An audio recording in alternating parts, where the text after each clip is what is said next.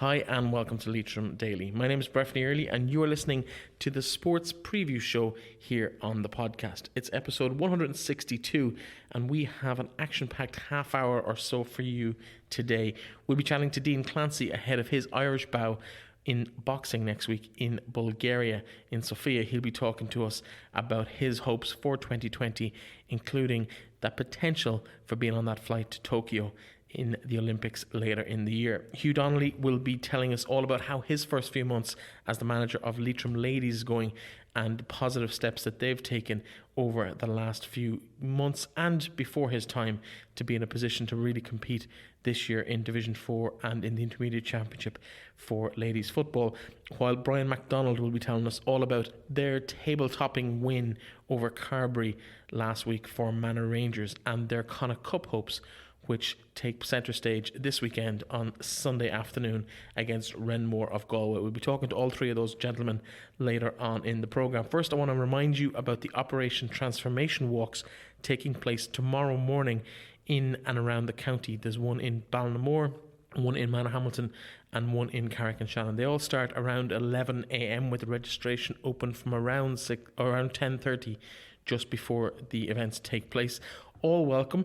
Please come along. We had Trish Ford on the show last week. We also listened to what we had to talk to her about on the What's On guide yesterday. But it's the B Park in Manor Hamilton. It is in the County Council offices in Carrick-on-Shannon and also one in Ballinamore as well.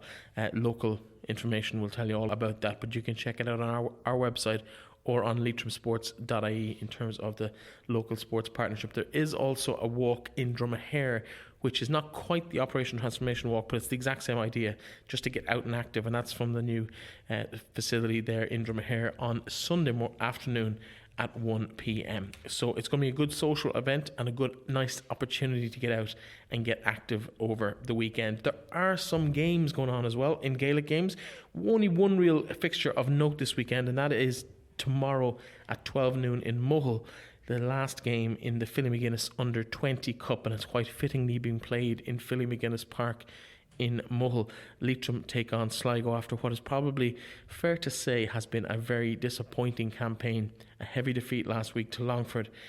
We'll see, I suppose, Leitrim complete their campaign, the third game in the competition, with a fixture of the visit of Sligo tomorrow, and hopefully we can acquit ourselves slightly better than we did last week. That would be very much appreciated, despite the special circumstances obviously of players missing at both levels, senior and under 20 last weekend. So that game is at home in Leitrim at 12 noon tomorrow in Philly McGuinness Park. Well worth getting out to check out the stars of the future for the green and gold in that particular fixture. Also on Saturday, there are some soccer fixtures of note in the IT Sligo. Sligo Leitrim will be playing Mayo in the under 13 and under 15 Gaynor Cup competitions. All the young female talent of the region will be playing in both of those fixtures. You might check those out as well if you're into soccer. Staying with soccer, some games on Sunday. We already mentioned the Connacht FA Cup for junior sides across the province. Manor Rangers hosting Renmore, as we mentioned. We were going to be talking to Brian McDonald about that later in the programme. But Carrick Town also in action at the same level of that competition. It's the third round and they face a trip to Claremorris for what will be a fairly tough task for the freshmen of the league, the first year back in for Carrick Town. So they're facing a trip to Claremorris and they'll be hoping to join Manor Rangers if both teams come through their challenges at the weekend. On Sunday afternoon, all those games at 2 p.m. Also looking forward to Sunday, no fixture for Sligo in the AIL this weekend, or as it happens for Carrick Rugby in Junior Rugby, but Sligo do have a game in Junior 1A. They host Westport in their Junior 1A clash in Connacht. It's been a tough year for Sligo at that level, and they will be hosting Westport, hoping to maybe close the gap between themselves and the Mayo side at the foot of the bottom of the table. They're not quite on the bottom, there is one team below them, but Westport in 5th, Sligo in 7th out of the 8 teams. They'll be hoping just to remove themselves from that relegation consideration at all as they progress through the season. Only a handful of games left at that level, and they'll be looking to move up that particular competition. In terms of Monday, there's also one other fixture of note in Leitrim sport, and that is in volleyball. And Drumshanbo Vocational School, they face the challenge of Sutton Park School in Westmeath, in Street in Westmeath, on Monday in their semi-final in the Cadet A competition. Victory in that will see them into the final, which takes place very quickly thereafter, Wednesday afternoon in NUI Galway. And they'll face Elphin, obviously close enough rivals to them here in either side of Carrick and Shannon, either Drumshanbo and Elphin on the other side. So the final of that competition, should they beat Sutton Park School on Monday, takes place in Galway on Wednesday. Now that is pretty much all the news and updates. Still relatively quiet in terms of sport around the county, but we will be having a quick chat with a few of the people we mentioned at the top of the show, as well as later in the programme we will be announcing who our weekly candidates for the Sports Person of the Month are. No international action just yet. That will change next week when Dean Clancy takes to the international stage in Sofia in Bulgaria. We'll be talking to him very shortly, but there are some other candidates at both the national level and at the local level for our new awards system. We'll hear more about that later in the show. Let's jump to Dean, and we'll have I had a conversation with him the other day. Let's hear how I got on with Dean.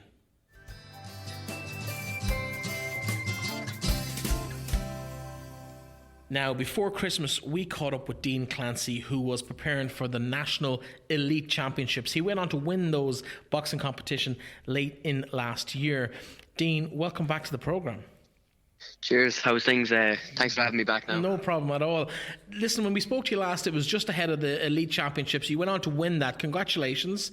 Cheers. You did the Thanks. whole Thanks county and the club, Sean McDermott's boxing club in Manor Hamilton, very proud.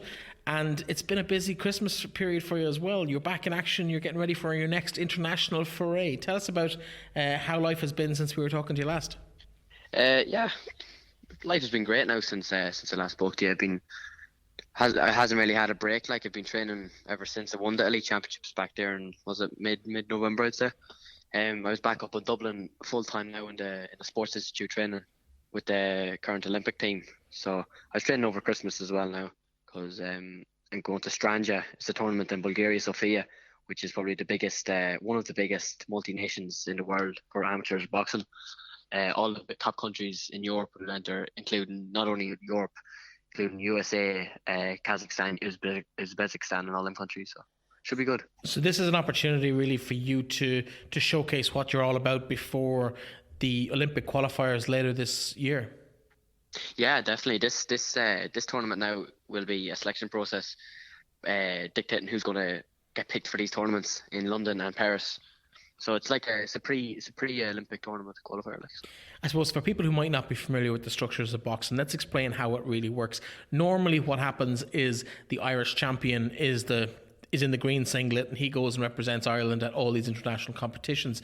But There was a bit of a spanner thrown in the works this year when the previous champion, Kurt Walker, also the European champion in your weight, didn't compete because of injury at the national championships. You won the national championships, which in effect created this situation where there's two guys who haven't fought each other competing for that singlet. So this actually gives you the opportunity to both take part in the one competition and it to be an open and transparent contest between the two of you for who's going to get the best result in the competition.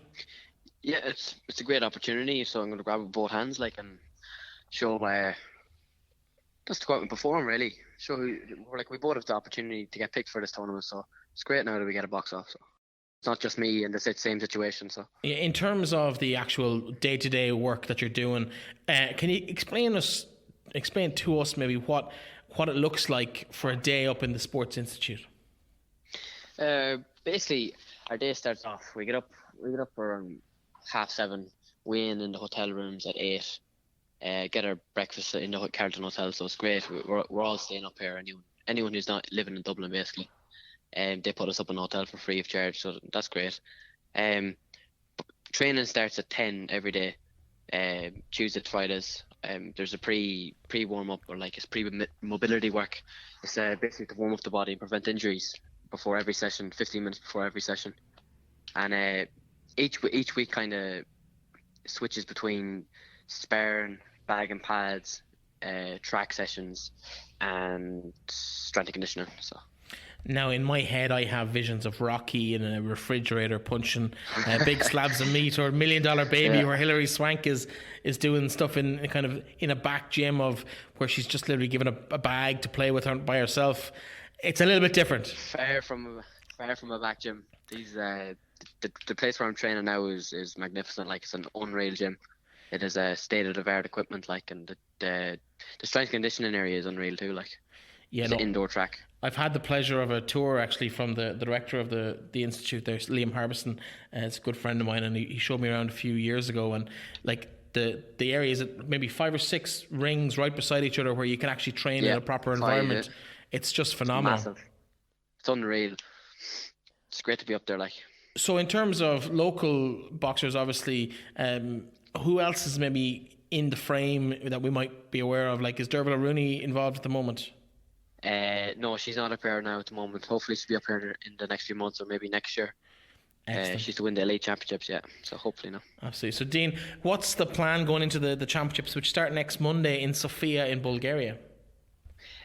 Go out, perform, do my best, and hopefully bring back a medal to Ireland and Sligo Leitrim. So and hopefully with that medal, possibly a spot in the Olympic Qualification competitions in Paris and London later in the year.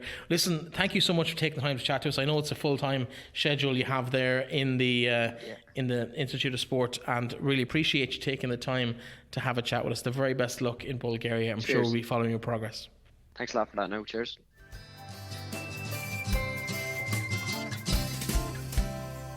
Hugh Donnelly, Senior Manager for Leitrim Ladies this year. What's it like being down in this neck of the woods? If you had an odd straight road, it would help. But no, listen, it's fine once you get to know the venues and that.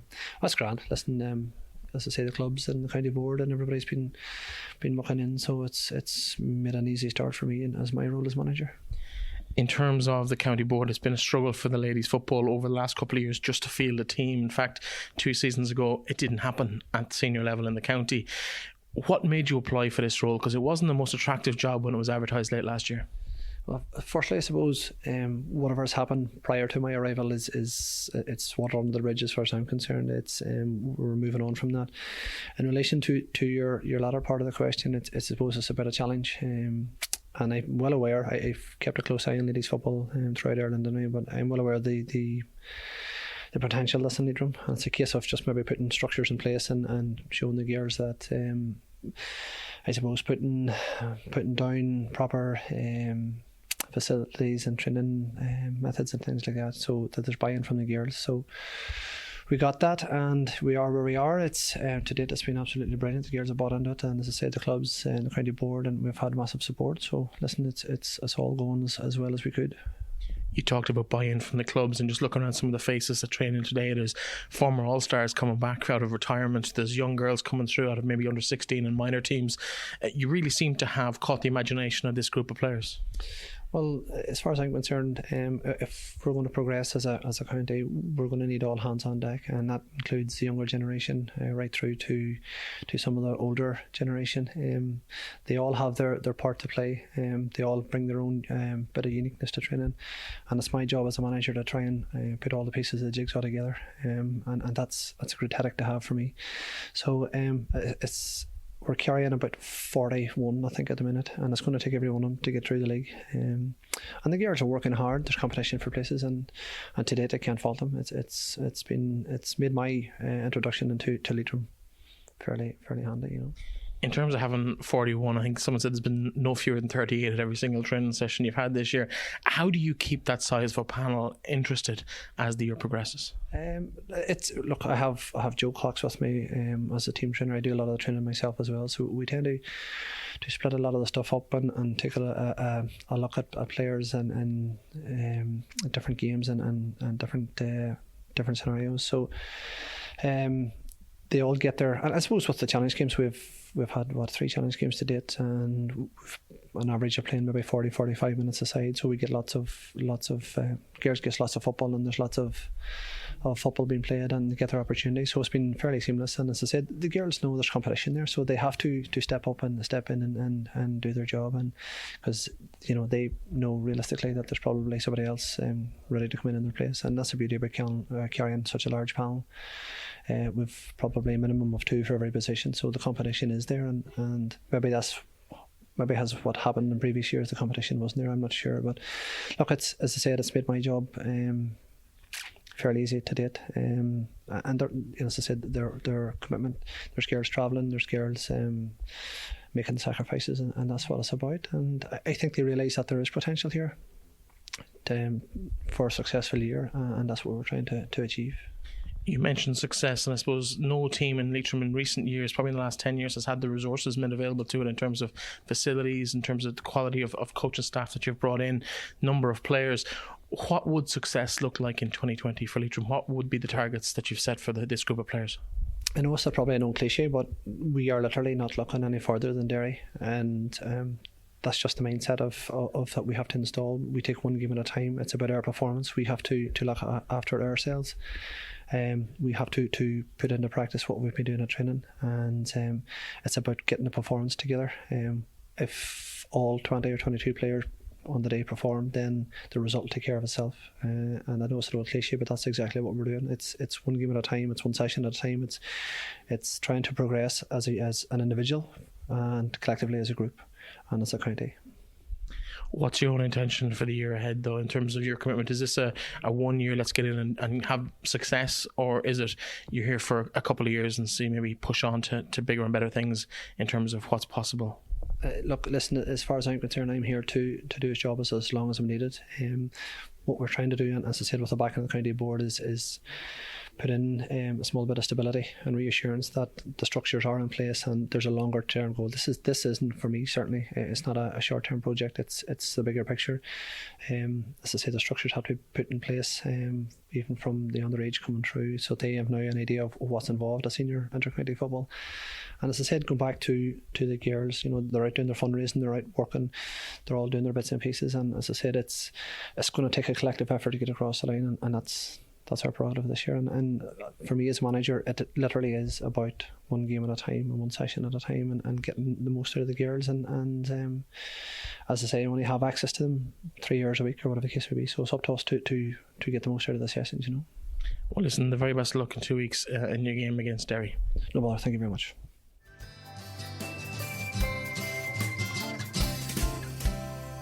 Now, last weekend we were singing the praises of Manor Rangers as they toppled league champions Carbery 2-0 to really put the cat among the pigeons at the top of the Sligo Leitrim District Super League. I'm joined now by their midfield enforcer, Brian McDonald. Brian, welcome to the show.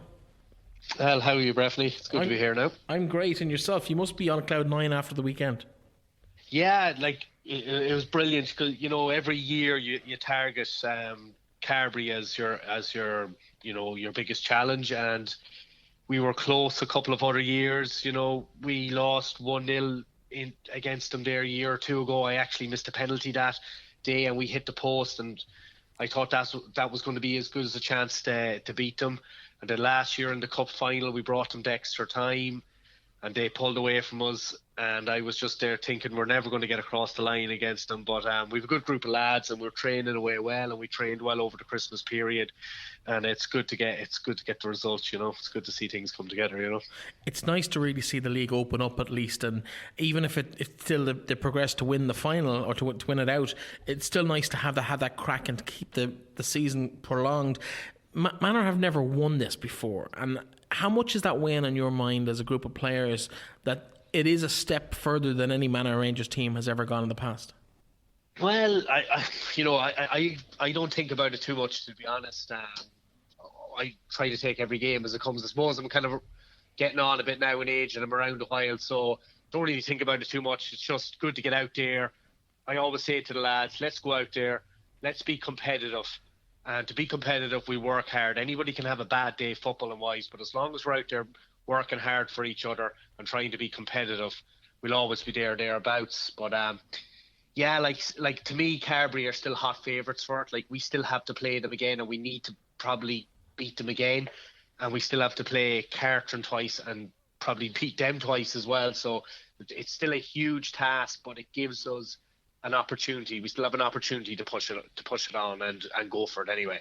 And that's all you want at this time of the year, because usually at this time of the year for the last couple of years, Carberry nearly have the league, it's sewn up. So it's great that it's open. It's great that it gives a couple of clubs a bit of motivation to push on hard. And even the clubs that are not in the running to win it, they'll probably be thinking, look, if Manor Hamilton can beat Carberry, why can we not? And it could give them a bit of an incentive going up against them in the coming weeks as well. So hopefully it'll push everybody on in the league a bit. In terms of going forward, I suppose that was the league action this weekend. It's all about the Connacht Cup. You host Renmore, a Galway side, 2 p.m. Sunday in the B Park in Manor Hamilton. How good are Renmore going to be? I presume they'll be a very technical side, coming from Galway. So we'll have to kind of not give them too much room to play, because I'm sure they're going to be very technical, get the ball down, want to move with little 1-2s and pass and move, and that's what I'm expecting from them. So that's what we're training for. So we'll be expecting them to be very good technical side. We're hoping that maybe our physicality and our shape and the way we can press very hard might unsettle them a bit, and especially at home after the long journey, they might like to see that physical side of things coming from a team, and we hope to get really stuck into them, especially in the first 10 or 15 minutes, to let them know that it's a real battle and turn it into a battle. And then when things kind of settle down a bit, maybe for us to express ourselves a bit after that then, and try and get the ball moved down the channel, or get the ball up to Robbie, who's been a big threat all year, But at the start, we're going to be really in their faces, make it tough, make it a dog fight, try and break it down a bit, and then we'll see how it goes after the first 10 or 15 minutes. In terms at this level, how important is home advantage for games like this? It's massive, because they're coming on a bus or whatever in cars. You're up early in the morning. You're not maybe eating right, or preparing right. So it is massive. Like I'm not a big fan of the away trips. So to me, it's a massive thing. Like, I can get out of my bed, I can eat my breakfast, I can chill out for a while, do my normal things. Where when you're traveling a couple of hours, you don't have that luxury. So home games are brilliant, and I love playing our games in the B Park anyway, no matter what game it is. So it's great to bring them out there. A lot of clubs don't like coming to the B Park. It's a fairly tight pitch, it's fairly small, but I love getting teams out there. It's great, and it's great to get these Galway teams down. It's a good occasion. It's been a pretty busy year for Manor Hamilton last year in terms of success, with the county championship coming home to Glencar Manor. Dean Clancy's had a great year with the boxing end of things. Yep. Does that bring pressure, or does it bring that kind of a reflected bounce from those other sports to a club like Manor Rangers? Well, the positive thing for the soccer with the Gaelic doing so well, there's a few of us that play both sports. So when we were away with the Gaelic coming to championship final time and going into Connacht, other younger fellas had to step up and fill the boots stuff on the boys that weren't missing, and the younger boys were brilliant, and other boys came in, and that was a huge thing for the club this year, that when we came back from the Gaelic, you weren't just walking into the team, you had to train and do well and maybe come on as a sub or two and fight for your place. And we kind of developed a squad, so that was brilliant that way. And maybe then coming from winning something like the Gaelic, I know it's a different sport, but you always have an idea in your head that you want to be competitive all the time. And that probably transfers over into every sport you play. And it makes the trainings that bit more competitive, when you have boys that are really competitive and want to win, and it probably gets the most out of everybody. So, that'd be one of the positives I'd see about that. What's been different about Manor Rangers this year compared to previous years? You talked about coming so close in recent years, whether it was the Cup final or 2 years ago, in terms of being able to actually really finish those games off against Carberry, because you were 2-0 up after about 55, 52 minutes before the hour mark, and you find in soccer in particular, for whatever reason, the favourites of the strong team always come back, but you managed to hold on this time. What's different about Manor Rangers this year than previous years? It's funny because when we scored, nobody got excited or anything. You could feel it on the field that everybody was just like, there was no mass celebrations when we went 1-0 up. We just got back and everybody was talking to each other and was like back into our system. We're not changing from the game plan. And I think that was a huge thing, that everybody knew exactly what our game plan was for the day, and nobody kind of wavered from that. Nobody tried to do anything silly or be getting caught out of positions, or like when the fullbacks got up the field or somebody, we always had somebody stepping in to replace them positions. So we always left ourselves very solid at the back. We didn't want to get caught on any counter attack. And then we knew he had plenty of pace in the team, like with Robbie up front, and we had myself driving from centre midfield and Paddy Wolf on the left. And we had loads of boys that are able to hit teams on the counter attack. So we played to that very well. And boys were just really tuned in with our game plan and just stuck to it. There was no panicking. Nobody got excited when we went 1-0 up, 2-0 up, and we just stuck to the game plan. It was good. Like, it was a nice feeling on the field that you could feel it, that nobody was getting carried away with themselves. Just let's get it done. Even with 5 minutes to go and the game was probably over, boys were just like, get into your shape, get the job done. Now, on the show here, we have launched, as you know, a Sports Person of the Year award, and there are no fewer than 3 nominations this week from Manor Rangers. You're one of the names that are on the list. Robbie Cunningham, another that you mentioned already, who's been amongst the goals big time this season, and young Jack Kelly on the under-13 side, captain of the team that went to the Ulster Cup Regional Cup and with Sligo Leitrim and took home the trophy. Yeah, and I think Jack scored a couple of. They had a league game, I think, tonight, the Manor Rangers team, and I think Jack scored a couple of goals in that. I seen it there on Facebook earlier, so he's flying in that still as well. So I know it's great to be nominated, and it's great to see the other boys nominated. Robbie's been flying since he's been around. He's a real handful for players up front. He's strong, he's fast, and he's very skillful. So it's great to see their efforts being recognised a bit. So it's brilliant news. Yeah. Excellent. Well, listen, Brian, thanks very much for joining us. I'm going to let you go. The very best luck at the game on Sunday. Hoping to get along to it myself. On Sunday afternoon, 2 o'clock in the B Park. Your host, as Manor Rangers, you're hosting Renmore of Galway in the Connacht Cup. It would be nice to get a good provincial cup run to go with the fantastic league form this year. Definitely. Thanks, Breffney. No problem at all. Talk to you soon. Chat to you later. Bye.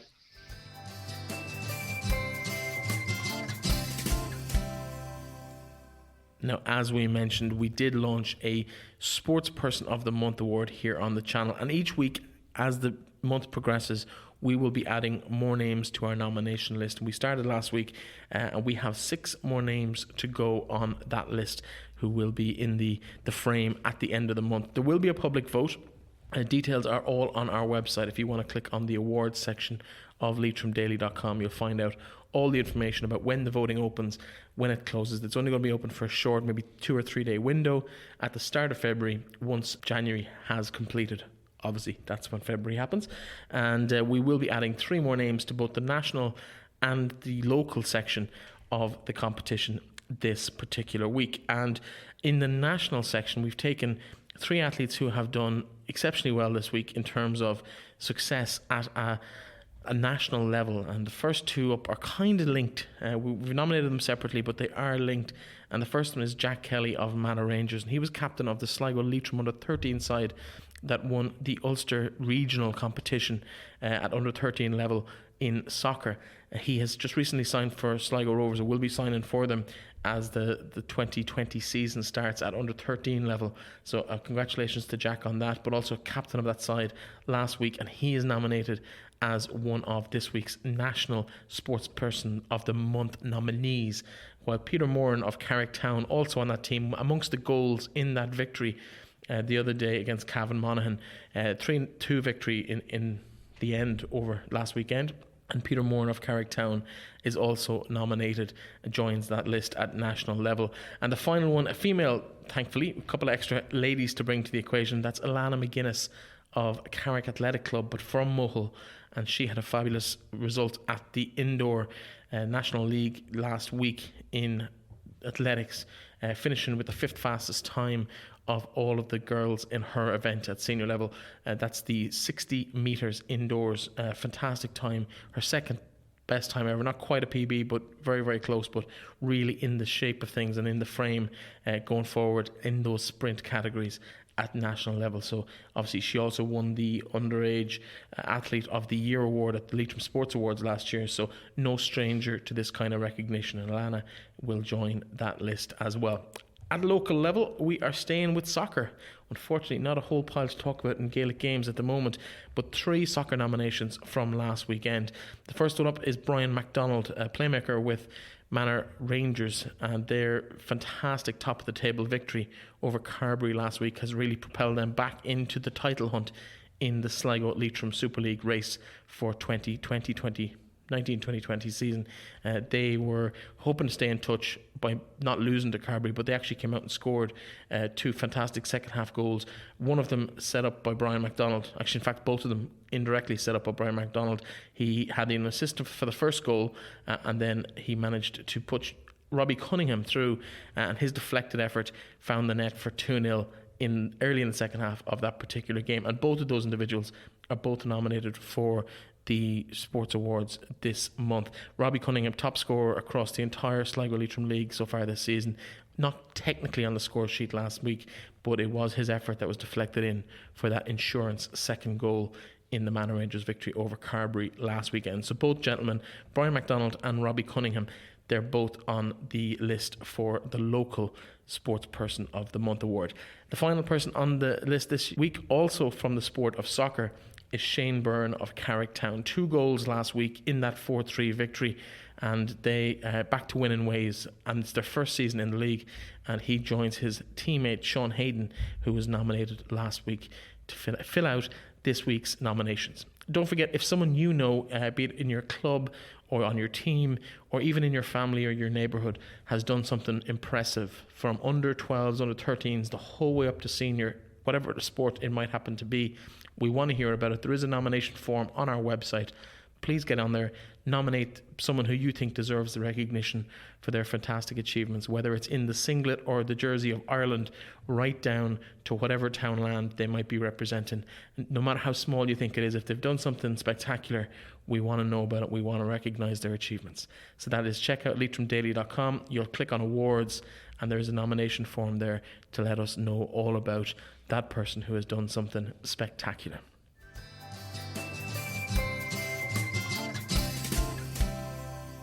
And that, folks, is all we have time for today. A massive thank you to Dean, Hugh and Brian for having those conversations with me earlier in the week, and the very best of luck to them in their exploits in Sofia, in the B Park in Manor Hamilton, and of course in Derry next weekend when the ladies take to the field for the first time under Hugh this season.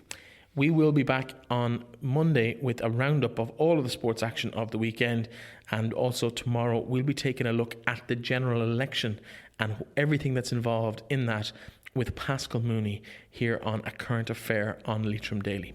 I've been Breffney Early. Thank you so much for listening to me for the last half hour or so, and I hope you're well up to speed with everything that's going on in the world of sport. Don't forget to nominate your favourite person this weekend for their achievements on the sporting fields or courts, if it's the volleyball on Monday, in terms of what's going on around the county. We want to hear about it. leitrimdaily.com/awards, and if you check out our website, you'll find it all there. Please put in your nominations. We want to recognise the fantastic achievements of some of our local and national and international athletes every week, and obviously then every month an award on the show. I will be talking to you tomorrow, and we'll be back again with sport on Monday. Talk to you then.